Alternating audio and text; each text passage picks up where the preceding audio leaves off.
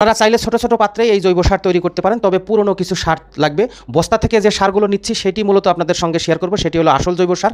আর এইটা একটু পাওয়ারফুল করার জন্য আমরা বীজতলা করব, সেই জন্য এই ছোট টবে পুরনো কিছু জৈব সার অর্থাৎ বস্তার জৈব সার এবং পড়ে থাকা পাতা, বিভিন্ন টবের আশেপাশে শ্যাওলা হওয়া, বৃষ্টির দিন আপনারা জানেন, এরকম করে এই বীজতলা তৈরি করার জন্য এই টবটি রেডি করছি। আর বস্তায় যে জৈব সারগুলো দেখছেন সেটি বানানোর প্রসেস আপনাদের সঙ্গে শেয়ার করছি। সারটি তৈরি করার জন্য একটি শক্ত প্লাস্টিকের বস্তা সংগ্রহ করবেন। এই বস্তার ভিতরে আপনার বাসায় যে রান্নাঘরের তরকারির খোসা, পেঁয়াজের খোসা, কলার খোসা, ডিমের খোসা, যত রকম বর্জ্য আছে সেগুলো একত্রে করে এই বস্তায় নিচের অংশে দিয়ে দিবেন। ছাদ ঝাড়ু দেওয়া ময়লা, পড়ে থাকা পাতা, এগুলো সংগ্রহ করে আরেকটি স্তর দিবেন।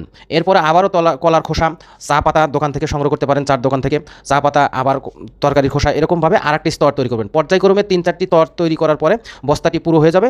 এরপরে বস্তার মুখ বেঁধে আপনারা ছাদ যেন ক্ষতি না হয় সেই জন্য নিচে 2-3টি খুঁটি দিয়ে সেই খুঁটির উপরে সেই বস্তাটি রাখতে পারেন। এখন 3 মাস পরে দেখছেন খুবই শুকনো হয়েছে এবং ঝরঝরা, এর ভিতরে প্রচুর জৈব শক্তি